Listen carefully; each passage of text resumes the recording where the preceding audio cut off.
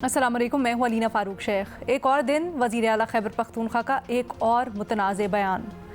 इस बार थी तो तकरीब खैबर पख्तूनख्वा बाज़ की, लेकिन उसमें अफ़गानिस्तान और उससे मुज़ाकरात का जिक्र किया वज़ीर आला खैबर पख्तूनख्वा अली अमीन गंडापुर ने। बड़े जज्बाती हो गए और कहा कि विफाक से बड़ी दफ़ा कह चुका हूँ कि हमारे लोगों का खून बह रहा है, मुज़ाकरात होने चाहिए अफ़गानिस्तान से, अब आप रहने दें, खैबर पख्तूनख्वा खुद मुज़ाकरात करेगा, मैं अफ़गानिस्तान से खुद मुज़ाकरात करूँगा। एग्जैक्टली उन्होंने क्या कहा, सुनिए ज़रा। मैंने पहली एपेक्स कमेटी की मीटिंग में कहा, अगली में कहा, फिर एपेक्स कमेटी वहाँ पर हुई, वहाँ पर कहा, परवाह ही नहीं है। और मैं कह रहा हूँ यार, अफगानिस्तान के पास मुझे वफद भेजने दो, बात करो यार। अफगानिस्तान हमारे पड़ोसी हैं, एक ज़बान हम बोलते हैं, हमारी 1200 से ज़्यादा किलोमीटर की बॉर्डर है, मुझे उनसे बात करने दो। ये क्या हो रहा है पाकिस्तान में, परवाह ही नहीं है, क्योंकि खून मेरा बह रहा है। अब मैं ऐलान करता हूँ यहाँ पर, आपकी अपनी पॉलिसी है तो अपनी पॉलिसी अपने घर में रखो। जिस पॉलिसी की वजह से तुम्हें परवाह नहीं है और मेरे लोग मर रहे हैं, मैं खुद अफगानिस्तान से बात करूंगा। अपनी पॉलिसी घर में रखो, मैं खुद अफगानिस्तान से बात करूंगा। आज कौमी असम्बली के इजलास में ख्वाजा आसिफ साहब ने इस बयान का जिक्र किया और इसका हवाला देते हुए कहा कि ये बयान फेडरेशन विफाक के ऊपर हमला है। वो भी देखिए। सीएम केपी का बयान आया है कि हम खुद जो है अफगानिस्तान से मुज़ाकरात करेंगे। ये फेडरेशन के ऊपर डायरेक्ट हमला है। कोई सूबा जो है वो किसी मुल्क के साथ डायरेक्ट मुज़ाकरात नहीं कर सकता। ये कॉन्टिन्यूशन है उसी खिताब की जो उन्होंने आज से 4 दिन पहले जो है जलसे में किया। ये ज़हर कातिल है इस मुल्क के लिए, जिस रास्ते के ऊपर सीएम केपी जो है खुद चल रहे हैं और साथ अपनी पार्टी को चलाने की कोशिश कर रहे हैं। बयान कंटिन्यूएशन इतवार के जलसे वाले बयान की और मुल्क और पार्टी के लिए जहर कातिल है, ख्वाजा आसिफ साहब कहते हैं। सिर्फ ख्वाजा आसिफ साहब नहीं बल्कि रियासत दफ्तर ख्वाजा बहुत बार ये क्लियर कर चुका है कि अफ़गानिस्तान से मुतल्लिक, तालिबान से मुतल्लिक क्या रियासत की पॉलिसी है। किसी किस्म की कोई रियायत मुज़ाकरात इस वक्त टेबल पर नहीं है, बहुत सख्ती की जा रही है। ऐसे में ये जो बात की है वज़ीर आला साहब ने, इसके क्या मुज़मिरात हो सकते हैं? क्या ख्वाजा आसिफ साहब जो बात कर रहे हैं वो दुरुस्त है? अपने तजियाकारों के सामने ये सवाल रखा है। हमें ज्वाइन कर रहे हैं मेमल सरफराज साहिबा, इरशाद भट्टी साहब, एजाज सैयद साहब और शहजाद इकबाल साहब भी हमारे साथ मौजूद हैं। एजाज, आप सबसे पहले बताइए, आपने तो खबर भी दी ड्यूरिंग द वीक कि वो जो हैरान कुन तौर पर 6-8 घंटे के लिए वज़ीर आला साहब गायब हो गए थे, उनको बड़ा बताया गया उनकी तकरीर से मुतल्लिक, बल्कि वो माजरत खा भी थे जो बिहाइंड क्लोज डोर्स हुआ वहाँ पर, लेकिन फिर उन्होंने इस तरह का बयान दे दिया और बड़े सख्त अल्फाज में। ये क्या हो रहा है? देखिए, बिल्कुल मैंने वो खबर दी थी और इनसे का मौक़िफ़ भी जानने की कोशिश की थी जो आज तक इन्होंने नहीं दिया। वो एक अलग मामला है, लेकिन असल मामला ये है कि अगर ये स्पीच देखें तो जो वज़ीर आला खैबर पख्तूनख्वा हैं अली अमीन गंडापुर, वो बात किस कॉन्टेक्स्ट में कर रहे हैं उसकी ग्राउंड रियलिटी जानना बहुत ज़रूरी है। पहली बात तो ये है कि खैबर पख्तूनख्वा के 7 डिवीजन्स हैं। 7 में से जो 5 डिवीजन्स हैं, यानी कि 32 डिस्ट्रिक्ट्स बनते हैं, 7 में से 5 डिवीजन्स में इस वक्त जो लॉ एंड ऑर्डर है वो ना होने के बराबर है। पुलिस वहाँ पर मौजूद नहीं है, सिक्योरिटी के जो बाकी इदारे हैं वो वहाँ पर मफलूज होकर रह गए हैं। जो लोकल पॉपुलेशन है वो भी सिक्योरिटी के इदारों के बारे में अच्छा ख्याल नहीं रखती। और जो तालिबान हैं दोनों तरह की, यानी कि बैड तालिबान भी वो जिनसे रियासत लड़ रही है और एक गुड तालिबान भी आ गए हुए हैं, वो किसको नुकसान पहुँचा रहे हैं? वो वहाँ पर लोकल मुकामी जो आबादी है उसको नुकसान पहुँचा रहे हैं। इस कॉन्टेक्स्ट में आप ये बात भी याद रखिए कि ये वही वज़ीर आला खैबर पख्तूनख्वा हैं जिन्होंने एक एपेक्स कमेटी में भरी कमेटी में ये कहा कि उन्हें अपनी डीआई खान में जो ज़मीनें हैं उनमें से फसल उठाने के लिए, गंदम उठाने के लिए मुकामी तालिबान को, जो खुद को सरकारी तालिबान कहते हैं, उनको पैसे देने पड़ते हैं, भत्ता देना पड़ता है। ये वज़ीर आला कह रहे हैं। तो सबसे इस हद तक तो उनकी बात बिल्कुल दुरुस्त है कि सबसे ज़्यादा खून बह रहा है खैबर पख्तूनख्वा के लोगों का, ये बिल्कुल दुरुस्त बात है। लेकिन अगर आप ये कहें कि इस बात का ताल्लुक, इस बात का मतलब ये ले लिया जाए कि इसके बाद आप मुज़ाकरात करेंगे, आप वफाक को नज़रअंदाज कर देंगे, तो मेरे ख्याल में वो बात भी दुरुस्त नहीं है। इसमें एक बात याद रखने की ये है कि जो वफाक है उसकी पॉलिसियों में कमी ज़रूर देखी गई है। उसमें हमने देखा कि वफाक अपनी पॉलिसियाँ शायद बना नहीं पा रहा, जब वो मौसर तरीके से इम्प्लीमेंट नहीं हो पा रही। इस वजह से ये मसाइल आ रहे हैं। ये अफसोसनाक बयान दिया है इन्होंने, इसके बड़े दूररस असरात मरतब होंगे। जी। क्यों ये बयान दिया आपके ख्याल में? ख्वाजा आसिफ साहब तो कह रहे हैं कि ये उसी बयान का या उसी जो जारहाना अंदाज का तसलसल है जो इतवार को हुआ, आप कह रहे हैं अलग मामला है। देखिए, जारहाना बयानात एक तो है पॉलिटिकल और एक वो है जिनकी बाकी कुछ जेन्युइन वजूहात भी हैं। लॉ एंड ऑर्डर की सिचुएशन मैंने आपको बता दी, उसकी जेन्युइन वजूहात भी मैंने आपको बता दी, वो वजूहात तो बिल्कुल मौजूद है। अब सवाल ये है कि हमारे ये बयान तो उन्होंने गलत दिया, ज़ाहिर है सुबह बात नहीं कर सकता, वफाक का काम है बात करना, ये बिल्कुल दुरुस्त बात है। लेकिन एट द सेम टाइम ये भी तो देखिए कि वफाक की पॉलिसी क्या है टुवर्ड्स खैबर पख्तूनख्वा, कि हमने अमल लाना है। आप वहाँ पर ऑपरेशंस कर चुके हैं, वो नतीजा नहीं ला सके। आज देखिए अभी वहाँ पर हम लोग खड़े हुए हैं, लोगों की जान माल महफूज नहीं है। वज़ीर आला खैबर पख्तूनख्वा खुद बता देते हैं, तो बाकी पीछे क्या रह गया? तो कोई तो पॉलिसी है। मुझे मुख्तसरन ये बताएं, इस बयान को क्या समझा जाए? वो चोट खाए हुए हैं, बहुत ज्यादा जोश खिताबत में उनसे निकल गए, या फिर कुछ और? देखिए, वो कहते हैं ना, दो बातें हैं इसमें। एक तो ये है कि पश्तून नेशनलिज्म को वो उभार रहे हैं कि पश्तून नेशनलिज्म को बताएं, पश्तूनों को बताएं कि उनके नुमाइंदा वो है। नंबर 1 तो ये है। नंबर 2 ये है कि वो एक एहतजाज भी कर रहे हैं मरकज से और वफाक से, क्योंकि उन्होंने डिपेंड किया हुआ है मरकज और वफाक के ऊपर। और लोग जो जाने जा रही हैं वो खैबर पख्तूनख्वा की जा रही हैं, लोगों की जा रही हैं, वो खुद बता दे रहे हैं और पॉलिसी कोई मौसर सामने नहीं आ रही। तो इस कॉन्टेक्स्ट में ये कहा गया है। इरशाद भट्टी साहब, कमी चले, इरशाद भट्टी साहब, कमी यकीनन हो सकती है, लेकिन जिस अंदाज में जिन अल्फाज का चुनाव किया गया, क्या आपके ख्याल में गंडापुर साहब ने दुरुस्त किया? मैडम शेख, जो ख्वाजा आसिफ साहब ने फरमाया असल में वो गलत है, वो ज़हर कातिल है, वो बयान मुतनाज़े है। इस माइंड सेट ने हमें कहीं का नहीं रहने दिया। इस माइंड सेट ने मुल्क व कौम को बंद गलियों में ला खड़ा किया। इस माइंड सेट ने नफरत और तकसीम को परवान चढ़ाया, ये जो ख्वाजा आसिफ साहब फरमा रहे हैं। और असल में ये माइंड सेट हमला है हम पर, इस मुल्क पर और इस कौम पर। हालात ये है मैडम शेख कि आज कोई बात बाद में करता है, पहले उसे हम डिक्लेयर कर देते हैं गद्दार है, मुल्क दुश्मन है, दहशतगर्दों का साथी है, फेडरेशन पर हमला है, रियासत पर हमला है। क्या कह रहा है वो अली अमीन गंडापुर? क्या कह रहा है अली अमीन गंडापुर? कह रहा है कि मैंने अपेक्स कमेटी मीटिंग्स में बात की, मैंने मुलाकातों में बात की, सब शहीदों को सलाम, सब मुआफिजों को सलाम, मेरा सूबा लहूलुहान है, मेरे लोग शहीद हो रहे हैं, दहशतगर्दी की नई लहर बेकाबू हो रही है, कुछ करें। लेकिन कोई मेरी बात ही नहीं सुन रहा, कोई मेरी बात ही नहीं मान रहा।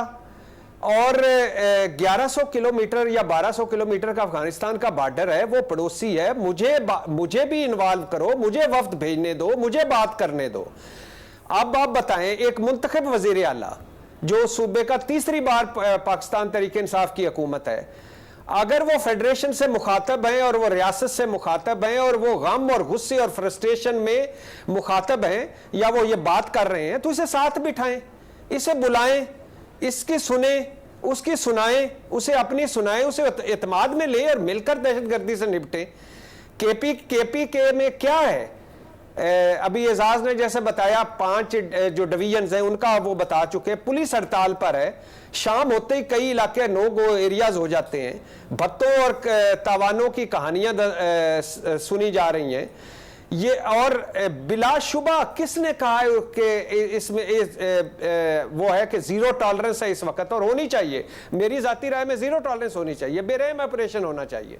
बिलाशुबा केपीके ने दहशतगर्दी पर काबू पाने के लिए अपनी सलाहियत में इजाफा नहीं किया, और बिलाशुबा केपीके ने पिछली 3 हुकूमतों ने अपना होमवर्क नहीं किया। बिलाशुबा हम जनाजे उठा कर लाशें दफना कर थक गए हैं। बिलाशुबा पीटीआई ने भी गलत फैसले किए और इस मुल्क ने भी बड़े ब्लंडर्स मारे, लेकिन और बिलाशुबा पॉलिसी रियासत की होनी चाहिए, रियासत की पॉलिसी चलेगी। लेकिन ये क्या माइंड सेट है? क्या आप चाहते क्या इस मुल्क में? कितनी नफरत चाहते हैं, कितनी तकसीम चाहते हैं? एक बंदा बात कर रहा है, आपसे मुखातब है, मेरी सुनो, मेरा सूबा लहूलुहान है, मेरी बात सुनो, मेरे साथ बैठो। और वो आपने उसके 2 अल्फाज तो ले लिए, 2 जुमले के, मुझे वफ्द भेजने दो। आज तक कोई वफ्द भेजा है उसने? आज तक उसने कोई बातचीत की है? या तो वो काबुल से पकड़ा गया हो वफ्द के साथ, तो फिर भी आप कहें कि ये रियासत पर हमला है, फेडरेशन पर हमला है, या KPK हाउस में से तालिबान निकले हों उनसे मुज़ाकरात करके, तो बस करें ख्वाजा साहब। खुदा के लिए बुग्ज जो होता है वो मुल्क से बड़ा नहीं होता, नफरत मुल्क से बड़ी नहीं होती, तकसीम मुल्क से बड़ा नहीं होती। अच्छा, वो उसे बिठाएं, वो वजीर इस तरह से कह रहे हैं ना कि मैं करूंगा ना, मैंने ये तो नहीं कि मैंने कर दिया और चला गया है या मैं जा रहा हूं। अच्छा, तो साथ बिठाना चाहिए था, अभी सियासत नहीं करनी चाहिए थी ख्वाजा साहब को इस मामले के ऊपर। मेमल, आप इत्तेफाक करती हैं इस राय से? देखिए लीना, सबसे पहले तो हमें ये बात बिल्कुल एक्नॉलेज करनी चाहिए कि जो दहशतगर्दी की लहर जो वापस आई है पाकिस्तान के अंदर, ये एक बड़ी खौफनाक और ख़तरनाक डेवलपमेंट है और ये पूरे मुल्क के लिए बहुत ज़्यादा ख़तरनाक है। और ये बात दुरुस्त है कि Khyber Pakhtunkhwa most affected province है और कई दहाइयों से है, तो आज की बात तो नहीं है। और फिर इसके अंदर वाकई रियासत की अपनी भी जो फ्लॉड पॉलिसीज थी, खासतौर पे जो पिछली इस्टेब्लिशमेंट ने जिस तरह से फॉल ऑफ काबुल के बाद TTP को रीसेटल करने का फैसला किया, उनसे नेगोशिएशंस जिस तरीके से उन्होंने की, सीक्रेसी, पार्लियामेंट को उन्होंने उसके अंदर नहीं लिया कॉन्फिडेंस में, और जो चीज़ें हुई, तो ये वाली बातें तो बिल्कुल दुरुस्त है और इनकी एक्नॉलेजमेंट भी होनी चाहिए। और रियासत ने खैर एक्नॉलेज किया भी है कि हमारी पॉलिसीज दुरुस्त नहीं थी और अब हम उनको दुरुस्त करने जा रहे हैं। लेकिन इसके अंदर देखिए, यहाँ तक बात बिल्कुल सही है कि क्योंकि ये एक फॉरेन पॉलिसी का मामला है तो एक फेडरल गवर्नमेंट की तरफ से ही ये चीज़ आएगी, लेकिन उनकी जो जेन्युइन ग्रीवेंसेस हैं गंडापुर साहब की और खैबर पख्तूनख्वा सूबे की जो जेन्युइन ग्रीवेंसेस हैं, उसको बिल्कुल फॉरेन ऑफिस को, हमारे जो फेडरेशन है उसके अंदर फॉरेन पॉलिसी, क्योंकि आप देखें यहाँ पर एस्टैब्लिशमेंट का भी उसके अंदर किरदार होता है, उसके अंदर गवर्नमेंट का भी होता है, तो इस चीज़ को मेरे ख्याल में, इस अहम मुद्दे को सियासत और बयानबाजी की नज़र हमें नहीं करना चाहिए। दोनों साइड्स के लिए मैं ये बात कर रही हूँ। आपकी गंडापुर साहब की चीफ मिनिस्टर हैं एक ऐसे सूबे के जहां पर दहशतगर्दी की वजह से बहुत ज़्यादा प्रॉब्लम्स आई हैं, और फिर हमने जो गेन्स किए थे एक वॉर ऑन टेरर के अंदर, जब हमने टेररिज्म को डिफीट किया था, उसके सारे गेन्स अंडू हो गए थे पिछली एस्टैब्लिशमेंट के पॉलिसीज की वजह से, वो बाजवा साहब और जो फैज वगैरह की थी उसकी वजह से। तो लेकिन इसको बात करने का एक और सामने लाने का, ठीक है, as a chief minister pressure भी डालते हैं, कोई जेन्युइन ग्रीवेंसेज होती हैं, फेडरेशन से होती हैं, तो आप बिल्कुल उसको सामने भी लेकर आते हैं कि जी मेरी ये ग्रीवेंसेस है, मेरा सूबा सफर कर रहा है। वहां पर आप देखिए पुलिस का भी अभी रिएक्शन आया, लोग वहां पर जो है सफर कर रहे हैं, बाकी खून उधर किस तरीके से बह रहा है। लेकिन आप फेडरेशन के साथ जो है इस चीज को तय करें। यहाँ पर ये नहीं होना चाहिए कि ये नून की या PDM की गवर्नमेंट है और ये PTI की गवर्नमेंट है, तो इसलिए वो दोनों के आपस में ताल्लुकात नहीं होंगे या दरवाजे बंद कर दें। नहीं, ये बहुत ज्यादा अहम मसला है और अलीना, खास तौर पे ये खैबर पख्तूनख्वा के लोगों के लिए बहुत अहम मसला है। ये कोई सियासी जमात की बात नहीं हो रही, इधर एक ओवरऑल हमें एक होलिस्टिक अप्रोच इसके ऊपर लेनी चाहिए, हमें इसको ये देखना चाहिए। लेकिन हाँ, एक प्रोटोकॉल होता है, आपने उसको फॉलो करना होता है कि फॉरेन पॉलिसी किस तरह, लेकिन उन मुहरकात पे आप अपनी जेन्युइन ग्रीवेंसेस, अपनी रिजर्वेशन जरूर बताएं, लेकिन एक जो प्रोटोकॉल है या तरीका है उस तरीके से करें।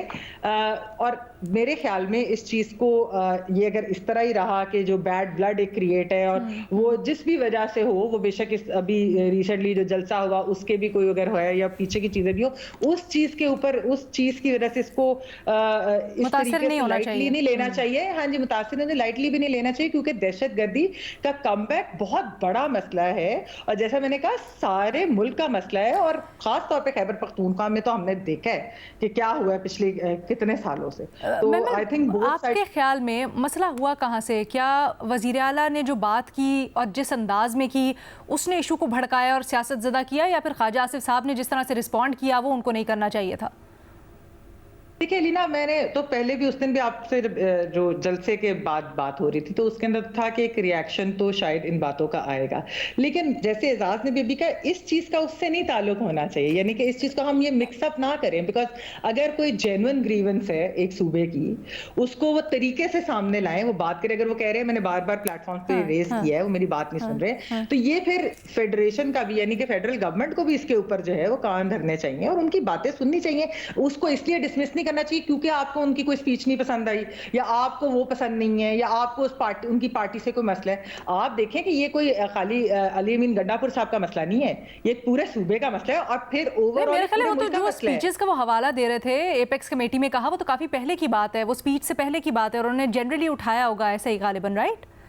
सो वो तो नहीं, मैं यही कतई कह रही नजर थी उस ना, चीज के वो हो सकता है स्टेट की पॉलिसी हो, उनको ना समझ आया उसका। नहीं लीना, देखिए आपको पता है कि हमारी जो ओवरऑल पॉलिसी रही है ये बहुत ज्यादा, हम इसके ऊपर पहले भी बातचीत कर चुके हैं। हमारी एक्चुअली पुरानी पॉलिसीज बहुत, उसके अंदर बहुत ज्यादा खामियां थी, जिसकी वजह से हमने बहुत सारे उसके नताइज भुगते हैं। और फिर जो अभी रिसेंटली जिस तरह मैंने कहा कि फॉल ऑफ काबुल के बाद जिस तरीके से हमने घुटने टेके और जिस तरीके से हमने नेगोशिएशन और रीसेटल किया और उसकी वजह से जो दरवाजे खुल गए दहशतगर्दी के लिए, वो बहुत डेंजरस है। तो वाकई ही खैबर पख्तूनख्वा के लोग जो है वो उसकी प्राइस पे कर रहे हैं आज। तो उस चीज को हमें समझना चाहिए और उन पॉलिसीज को एड्रेस करना चाहिए और उसको किस तरीके से इसको आगे बढ़ाना है। ये तरीका बड़ा इंपॉर्टेंट है। शहजाद, आपको क्या लगता है मसला कहाँ पर आ रहा है? क्या अगर ग्रीवियंसेस एड्रेस नहीं हुए इजलास में, तरीकाकार दुरुस्त था? क्योंकि कई बार हो जाता है ना, दुरुस्त बात भी कही हो गलत तरीके से, तो वो गलत ही लगती है।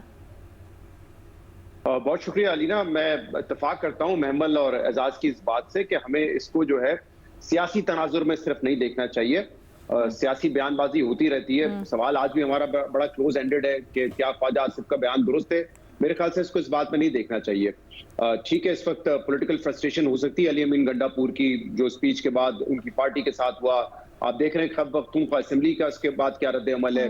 ये फ्रस्ट्रेशन हो सकती है, लेकिन एक जेन्युइन मसला ये भी है कि मुल्क के 2 सूबे इस वक्त जो है वो बुरी तरीके से दहशतगर्दी में इस वक्त लिपटे हुए हैं, बलूचिस्तान भी और खैबर पख्तूनख्वा भी। और जाहिर सी बात है बतौर चीफ मिनिस्टर उनकी ये जिम्मेदारी है कि अपने लोगों की जान और माल का तहफ्फुज़ करें।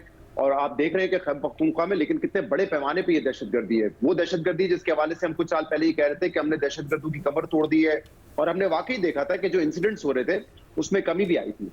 But having said that, Ali Amin Gandapur साहब को ये समझना चाहिए कि जहां पे उनके शहरी वो अपनी जान गंवा रहे हैं इस दहशतगर्दी में, वहीं पे जो पाक फौज के लोग हैं उनकी भी शहादतें होती हैं। तो ऐसा नहीं है कि सिर्फ ये मामला बड़ा ब्लैक एंड व्हाइट है। इसीलिए मैं कह रहा हूँ उसको सियासत से थोड़ा सा दूर रखें, क्योंकि ख्वाजा आसिफ साहब तो अब हर चीज जो है उस तकरीर पे लेके चले जाएंगे। जो पार्लियामेंट में घुसकर लोगों को गिरफ्तार किया गया उसको भी डिफेंस मिनिस्टर ने जस्टिफाई किया कि देखें ये उसका रिएक्शन है। यानी कि आप प्लेन सिंपल वर्ड्स में एक बात को कंडेम कर सकते थे कि स्पीच गलत थी, लेकिन जो रिएक्शन था पार्लियामेंट में एंटर होकर अरेस्ट करने का वो भी गलत था। उसको जस्टिफाई करने की जरूरत नहीं थी। तो मैं इसलिए उनके बयान की तरफ तो नहीं जाऊंगा, लेकिन इसको जो संगीन मसला है उसको हल कैसे करना है ये इस वक्त सबसे बड़ा सवाल है। अली अमीन गंडापुर की बातों से जो मुझे लगता है कि वो शायद चाहते हैं कि कोई मुफाहिमाना पॉलिसी हो, बातचीत के जरिए मसला हल किया जाए। अब इस पॉलिसी में मसला ये, एक तो मसला ये कि मैं इस बात से बिल्कुल इत्तेफाक करता हूं कि ये पॉलिसी रियासत की होनी चाहिए, एक होलिस्टिक होनी चाहिए। ऐसा नहीं है कि कोई इदारा कहे कि हम पॉलिसी बनाएंगे, कोई एक पार्टी कोई एक सूबा कहे कि हम अपनी पॉलिसी बनाएंगे। जो भी अप्रोच हो एक कलेक्टिव अप्रोच होनी चाहिए, अदरवाइज इसका कोई फायदा नहीं होगा। पहले भी आपने देखा कि जब भी हम मुज़ाकरात की खास तौर पे बात करते हैं उसके तो कोई मुस्बत नताइज नहीं है। जब 2011-12 में इतनी ज्यादा दहशतगर्दी के वाकयात हो रहे थे तो उस वक्त भी आपकी कौम, आपकी सोच डिवाइडेड थी, गुड तालिबान बैड तालिबान। 2014 में जब आप एक हुए, APS का अनफॉर्चुनेट अटैक हुआ, उसके बाद जब आपने पूरा एक चार्टर बनाया और आपने का नेशनल एक्शन प्लान होगा, उसके बाद आपने देखा कि इस दहशतगर्दी पे कुछ हद तक हमने काबू पाया था। तो इसलिए मैं कह रहा हूं ये डिवाइडेड पॉलिसी तो काम नहीं कर सकती है। इसको ये अभी रिसेंटली आप जिसकी अभी महमल मिसाल दे रही थी कि जनरल बाजवा, जनरल फैज साहब ने ये सोचा कि यार ठीक है अब अमेरिका का इनखला हो गया है और हम जो है एक पॉलिसी बनाएंगे जिसमें TTP को रीसेटल करेंगे। सिर्फ एक तकरीर जाके कर दी पार्लियामेंट में, कोई बैकग्राउंड होमवर्क नहीं, कैसे रीसेटल करेंगे, जो लोग जानते हैं कि लड़ना कैसे है, जंगजू हैं, उनको आप किस काम में लगाएंगे, कोई होमवर्क नहीं था। उस वक्त की हुकूमत दिफा करती रही, इमरान खान दिफा करते रहे, फिर PDM हुकूमत आई, राना सनाउल्लाह, शहबाज शरीफ दिफा करते रहे, और आज देख लें उस पॉलिसी का क्या नतीजा है। बल्कि उस पॉलिसी पे हमने फिर 180 डिग्री का शिफ्ट दिया है कि अब किसी से बात नहीं होगी। और ये मेरे ख्याल से मसला है जो मैं एक मुकम्मल कर लूं कि ये मसला है कि ट्रस्ट किस पे करें। अगर एक सूबा है वो भी सोचता है कि मैं किस पे ट्रस्ट करूं, क्योंकि हमें कुछ अर्से पहले बताया गया था, हमारी भी एक तो ये शौक है ना कि कुछ हो रहा होता है ना तो उसको टैकल करने के बजाय जस्टिफिकेशंस पहले देते हैं। अभी जब तक इनखला नहीं हुआ था अमेरिकी फोर्सेस का, हमने पूरा इतने साल तक ये बयानिया बनाया, NDS है, रॉ है, TTP है, इनकी वजह से मुल्क में हमले हो रहे हैं। एक दफा अफगान तालिबान आ जाएंगे, हमले खत्म हो जाएंगे। आज हम कह रहे हैं कि हमले ज्यादा हो गए और अफगान तालिबान जो है उनकी पुष्पनाई कर रहे हैं या फिर उनको रोक नहीं रहे। तो मतलब पहले वाली पॉलिसी, पहले वाला बयानिया आपका दुरुस्त था या उसको गलत तरीके से जस्टिफाई कर रहे थे, या आज फिर आप कुछ जस्टिफिकेशन देने की कोशिश कर रहे हैं। बड़ा आसान होता है, ये सबको पता है कि देखिए क्या जुमला आ जाता है कि ये पाकिस्तान के खिलाफ साजिश है। ऐसी बात है, साजिश है। ये पाकिस्तान को दम इस्तेकाम की तरफ लेके जाना चाहते हैं, बिल्कुल लेके जाना चाहते हैं। We know these things. मामला ये है कि रियासत इससे टैकल कैसे करेगी, इसको कन्फ्रंट कैसे करेगी, ये इशू है। अच्छा, एक सवाल है मेरा शहजाद, कतई नज़र सियासत के, महमल मैं आती हूँ, एक अगर मुझे सवाल करने दें, कतई नज़र सियासत के या इसके ऊपर क्या उन्होंने बयान दिया, ये मुझे बताएं कि जिस तरीके से वज़ीर आला साहब ने अपना मुकदमा सामने रखा है, अपना पॉइंट ऑफ व्यू सामने रखा, क्या इससे नफरत या बदएतमादी नहीं बढ़ जाएगी पॉलिसी से मुतल्लिक? अगर उनको कोई ग्रीवियंसेस थे भी तो क्या ये दुरुस्त तरीका और मौजू फोरम था? देखिए, मेरे ख्याल से बात बेहतर तरीके से कर सकते थे, इसीलिए मैंने कहा शुरू में शायद वो फ्रस्ट्रेशन भी है कि जो पार्टी के साथ हुआ, फिर उनके हवाले से खबरें आ रही थी 7-8 घंटे से गायब है, कोई कह रहा था सॉफ्टवेयर अपडेट हो गया है, बड़ी उनको तड़ी लगाई गई है, तो शायद उन्होंने एक जोशीले अंदाज में ये बात करने की कोशिश की हो। और मैं उनके जो अंदाजे गुफ्तगू है, चाहे वो टॉक शोज पे हो, उस माजी में या जलसे में हो, मैं तो उससे कभी भी इत्तेफाक नहीं करता, तो ये बात बड़े आराम से समझाई जा सकती थी। बट एज आई सेड, एक तो पॉलिटिकल फ्रस्ट्रेशन हो सकती है, ये एक सेंसिटिव मामला है, ना सिर्फ सेंसिटिव बल्कि जज्बात से। मुकम्मल तो करने दे। फ्रस्ट्रेशन एक और चीज की भी है और वो बड़ी इंपॉर्टेंट है। पिछले 4 दिन से आप देख रहे हैं कि पुलिस खैबर पख्तूनख्वा के कुछ डिस्ट्रिक्ट्स में एहतजाज पर है। लकी मरवत में पुलिस ने काम करना बंद कर दिया, वो कह रहे हैं कि पहले एजेंसीज को यहाँ से निकालो। आज ये खबर आई है कि बन्नू में पुलिस ने, जो कि डिप्लॉयड थी पोलियो वैक्सीनेशन के साथ जो हमला होता है उनके साथ, वो हड़ताल पे चले गए, वो प्रोटेस्ट पे चले गए, वो कह रहे हैं कि हम नहीं काम करेंगे, और 100 से ज्यादा है। तो ये फ्रस्ट्रेशन, अवाम की फ्रस्ट्रेशन, ये सब होंगी, बिल्कुल होंगी। बट ये मामला ऐसा है जिसपे अगर आप इस तरीके से अंदाज में बात करेंगे तो शायद यही अदम आएगा जो ख्वाजा आसिफ साहब का होगा, जिनको मैं दोनों अंदाज को गलत कहता हूँ। तो मेरे ख्याल से इसमें सबको बैठ के इस सोल्यूशन निकालने की जरूरत है। बल्कि सिर्फ as I said Khyber Pakhtunkhwa का मसला नहीं है, बलूचिस्तान का मसला है। मेंगल साहब इस्तीफा देके जा रहे हैं क्योंकि वो कह रहे हैं कि हमारी कोई बात नहीं सुन रहा। तो ये मसला तो है और इसको हुकूमत और रियासत ने हैंडल करना है। महमल, आप कुछ ऐड करना चाह रही थी? जी अलीना, मैं बेसिकली जो बात करना चाहती हूँ ये है कि देखिए, ये जो टेररिज्म की पॉलिसी जैसा शहजाद ने कहा है, उसके ऊपर हमें क्लैरिटी होनी चाहिए। ये एक पॉलिटिकल कंसेंसस होना चाहिए। आपको याद होगा सवात ऑपरेशन भी किस तरह से हुआ था, जब पॉलिटिकल कंसेंसस हुई थी। एपीएस के बाद एक पूरी पॉलिटिकल कंसेंसस और इदारों के साथ बैठ के एक कंसेंसस हुई थी कि ये चीज करनी है। तो ये एक कंसेंसस भी बहुत जरूरी है और टेररिज्म के ऊपर वाकई ही पॉलिसी क्लियर करनी चाहिए।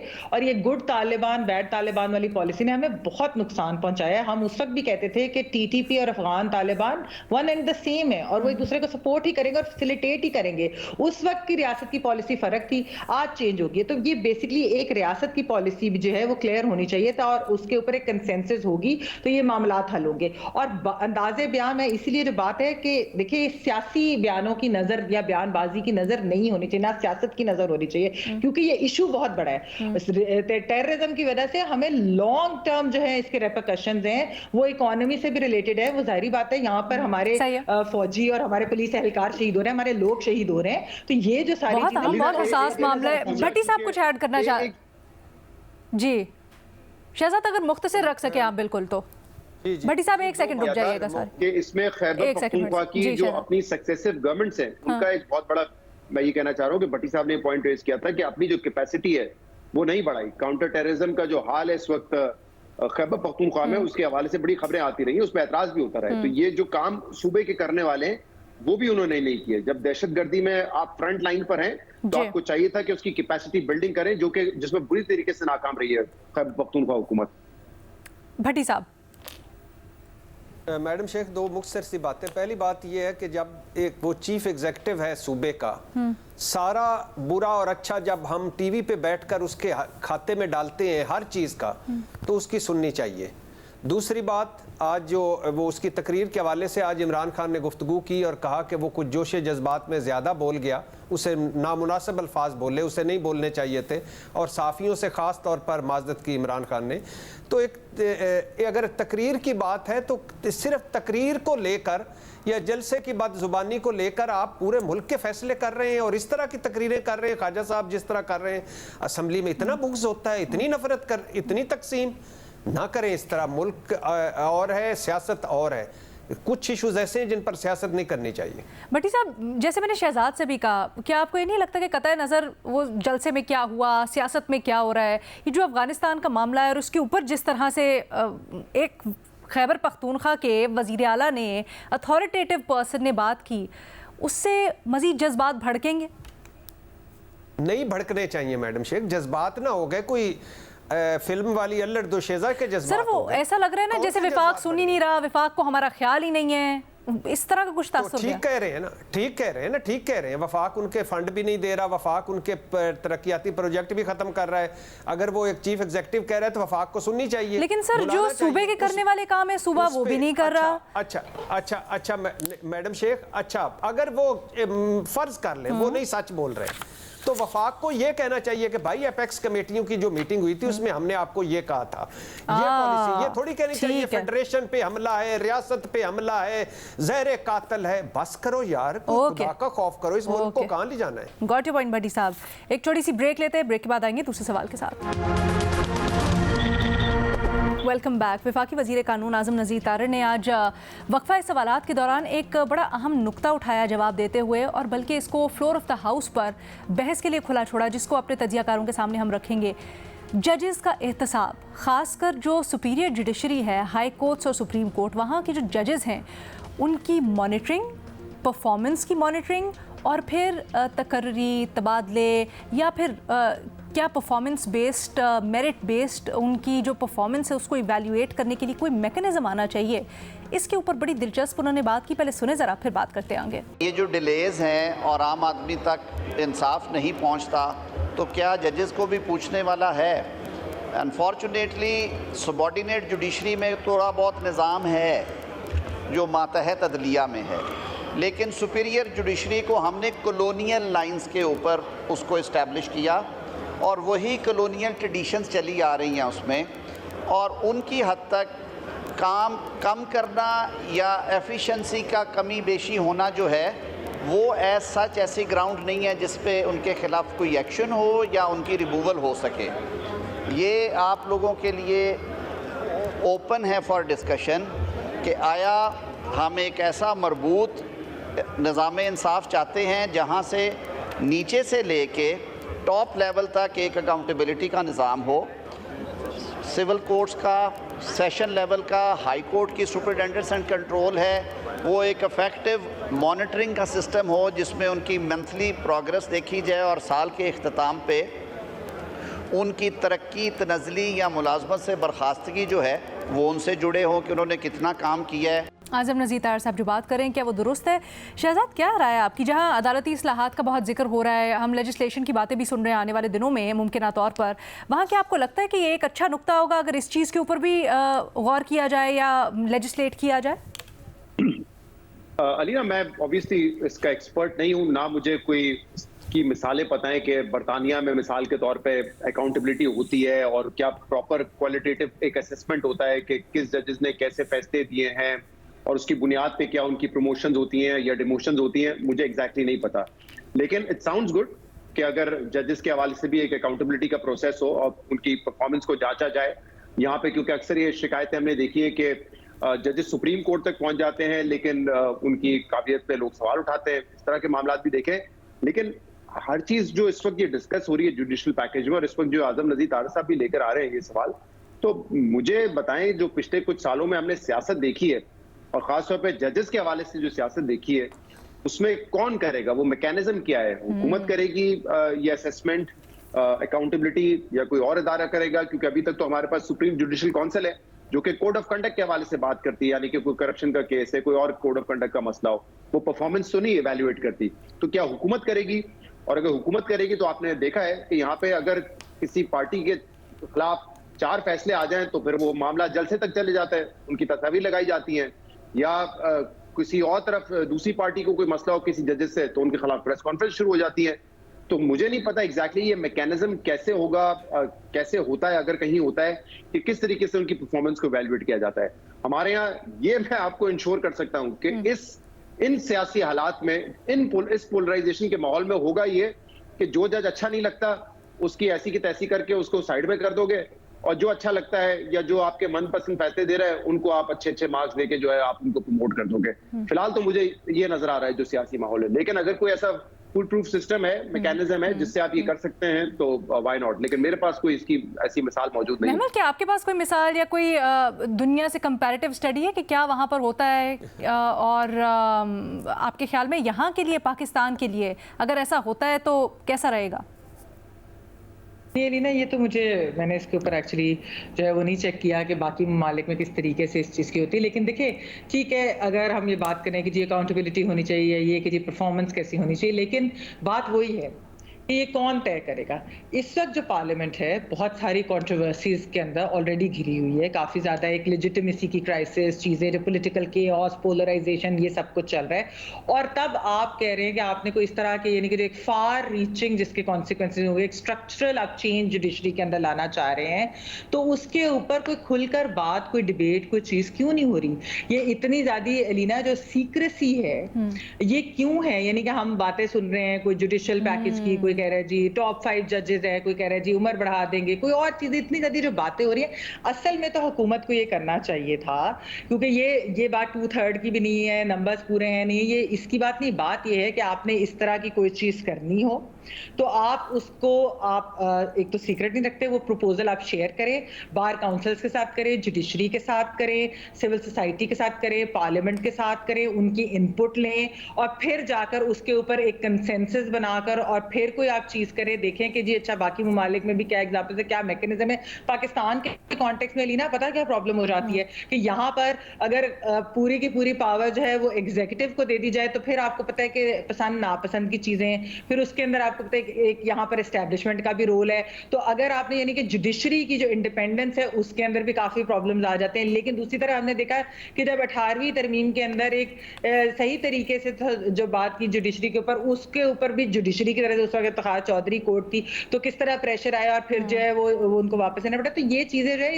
ये काफी एक सेंसिटिव नेचर की भी हैं और ये जुडिशरी के साथ अदलिया की आजादी भी कॉम्प्रोमाइज ना हो, उसकी वजह से ये बातें इनको डिस्कस करनी चाहिए। और जब तक ये ओपन डिबेट नहीं करेंगे, देखिए अभी हमने पिछले सवाल के अंदर भी मैंने एक बात की थी कि जब तालिबान के साथ जो टीटीपी के साथ नेगोशिएशंस और रीसेटलमेंट की चीज थी वो इतनी सीक्रेटली की गई, पार्लियामेंट को भी कॉन्फिडेंस में नहीं लिया गया, कोई उसके ऊपर कंसेंसस नहीं थी, कोई सोचा नहीं गया कि इसके कॉन्सिक्वेंसेस क्या होंगे। तो अब अगर आप ये अदलिया के साथ करें और खास तौर पे लीना ऐसे मौके पे जिस तरह एग्जीक्यूटिव और जुडिशरी की लड़ाई चल रही है, और हमने देखा है कि देखें इस तरह की लड़ाइयों का जो रिजल्ट होता है वो अच्छा नहीं होता। मतलब एक डिक्टेटर जनरल मुशर्रफ भी अदलिया के साथ जो था, जब लड़ाई हुई तो वो नहीं जीत सकता। तो ये एग्जीक्यूटिव को भी सोचना चाहिए कि फोकस कहां पर होना चाहिए। फोकस होना चाहिए building political consensus and consensus on a lot of things including independence of judiciary और जिस तरह टेररिज्म है बाकी चीजें, बजाय इसके कि आप लड़ाइयां लें या आप इस तरीके की चीज इतनी सीक्रेटली लाएं और किसी और तरीके से मैनेज कर ले, बजाय इसके कि वो असल लेजिटिमेट प्रोसेस के थ्रू मैनेज हो या की जाए। ठीक है, इसके ऊपर मजीद बात करते हैं लेकिन एक छोटी सी ब्रेक के बाद।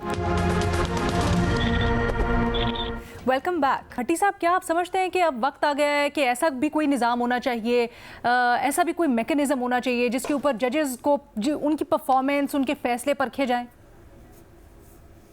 मैडम शेख, बसद अदब, ये हुकूमत मेरिट पर है। शहबाज शरीफ साहब मेरिट पर आए हैं, आज़म नज़ीर तारड़ साहब मेरिट पर वज़ीर कानून बने हैं। अपना एहतसाब ये चाहते नहीं, अपना एहतसाब ये करना नहीं चाहते, अपने पास मेरिट है नहीं, अपनी कारकर्दगी है नहीं, खुद इखलाकी बरतरी के बगैर फार्म 47 वाले हैं, खुद कभी कारकर्दगी पर ना किसी वज़ीर को निकाला ना रखा। साल के इख्तिताम पर कहाँ हमें इन्होंने अपनी खुद एहतसाबी सामने रखी हमारी कौम के सामने कि ये हमने तीर मारे हैं।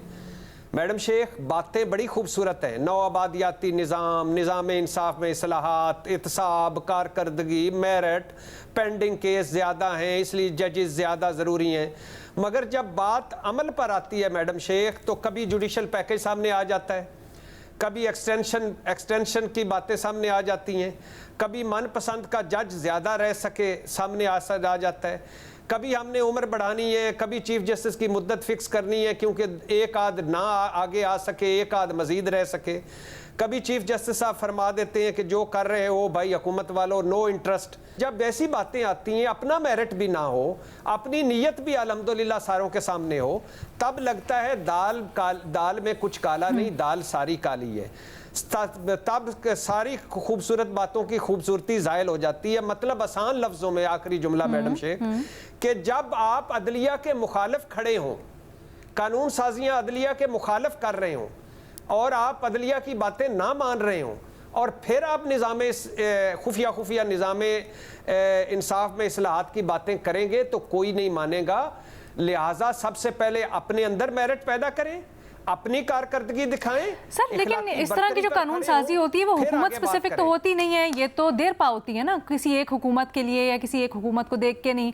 और आपने अभी एहतसाब की बात की हुकूमत की या पॉलिटिशियंस की, तो सर वो तो इलेक्शंस में हो जाता है, उसके और बड़े तरीके हैं, ये थोड़ा सा स्पेसिफिक। मैडम शेख आपकी राय है, उसका मुझे बहुत एहतराम है। मैं तो सवाल कर रही हूँ सर, मैं सवाल कर रही हूँ आपसे। लेकिन नहीं हाँ। मैं नहीं मानता कि ये इलेक्शन कोई हमारे यहाँ जिस तरह के इलेक्शन होते हैं परफॉर्मेंस पे जरदारी यानी मेरिट और परफॉर्मेंस पे सिंध में पीपल्स पार्टी हुकूमत बनी है। आप परफॉर्मेंस पे महमूद खान की हुकूमत के बाद पाकिस्तान तहरीक इंसाफ की हुकूमत बनी है, परफॉर्मेंस पे मरियम नवाज साहब आई हैं। सर अगर इस तरह से लेना है तो फिर वो सरफराज बुगटी साहब लगे हैं। सर अगर ऐसी बात है तो फिर साकिब निसार साहब ने पनामा का फैसला कैसे दिया, फिर बाकी कैसे हुआ, उसके किस्से कहानियां हम आपसे ही सुनते हैं। It goes both ways sir, it goes both ways. मैं मैडम शेख मैंने कहा ना कि आप रखें इलेक्शन को, इसको भी रखें, लेकिन आपका मैकेनिज्म गवर्नमेंट के अंदर भी होता है। कभी हमें पता चले कि इस वजीर ने परफॉर्म ठीक नहीं किया, इसको हटा दिया है, बिल्कुल ऐसे होता है। परफॉर्म अच्छा किया, इसे बढ़ा दिया, ऐसा बिल्कुल होता है। कभी कोई हमने पाकिस्तान तहरीक इंसाफ के ज़माने के अंदर देखा कितने वज़रा चेंज होते थे। शहजाद कुछ कहना चाह रहे हैं सर, ज़रा उनका पॉइंट ले लें, का टाइम कम हो गया है। महमद ने भी कुछ कहना है, मुख्तसर रखिएगा प्लीज। तारा साहब ने ये भी कहा कि जो नीचे लोअर जुडिशरी है उसमें कुछ हद तक ये मैकेनिज्म है, लेकिन उसके क्या असरात अब तक हमने देखे हैं। यहाँ तो अभी भी ये बातें होती रहती है कि इन्फ्लुएंस करके जो है जजेस को तब्दील कर दिया। अभी इमरान खान के जो 3 फैसले आए उसमें कितने कितने बड़े लूप होल छोड़े गए, तो क्या उनकी डिमोशन हो जाएगी उन जजेस की? उनमें से एक जज साहब तो वो थे जब उन्होंने पनामा का फैसला दिया तो बहुत बुरे जज थे, अब जो उन्होंने इमरान खान के खिलाफ फैसला दे दिया है तो उनकी बड़ी अप्रिसिएशन होती है हुकूमत की जानिब से। तो फिर इसको किस तरीके से गेज करेंगे? तो मुझे तो नहीं लगता कि इस वक्त तो जो ज्यादा तनकीद होती है और बुरे फैसले हाई कोर्ट में जाके उठ जाते हैं, सुप्रीम कोर्ट में जाके उठ जाते हैं। शहजाद ये आपका बड़ा अहम पॉइंट है, क्योंकि एक मिसाल आपने दी, दूसरी तरफ की मिसाल हमने देखी जहां पर बन्नू में वो हुमायूं दिलावर जिन्होंने तोशाखाना का रेफरेंस दिया था, उनके खिलाफ कोई इंक्वायरी खुली हुई है, हम सुन रहे हैं। एजाज सैयद साहब आप बताइएगा, आपकी राय इस मामले के ऊपर क्या है? देखिए जज्बाती बातें अपनी जगह, लेकिन ये एक हकीकत है कि पाकिस्तान में आज अगर कुछ जमहूरियत में भी खराबी है तो उसमें एक बहुत बड़ी वजह मेरे ख्याल में सियासतदानों से भी पहले जो बड़ी वजह है वो जजेस है, हमारी जुडिशरी है। आज आम आदमी को अगर इंसाफ नहीं मिल रहा तो उसमें जाहिर है जुडिशरी में फ्लॉज है, और उन फ्लॉज को एड्रेस करने के लिए कोई भी हुकूमत जो कोई कोशिश करे तो मेरे ख्याल में वो कोई गलत बात नहीं है। मुझे जाती तौर पे इल्म है कि मौजूदा गवर्नमेंट एक तो हम एकदम ऊपर जंप कर जाते हैं आला जुडिशरी के ऊपर, करना भी चाहिए जाहिर है, लेकिन जो आम आदमी के केसेस है उनका 5% जो है वो है आता है ऊपर, जो 95% केसेस है वो लोअर जुडिशरी से मुतल्लिका होते हैं, उनके बारे में बात नहीं की जाती। केसेस जो है एक जनरेशन से दूसरी और दूसरी से तीसरी जनरेशन तक वो चलते रहते हैं।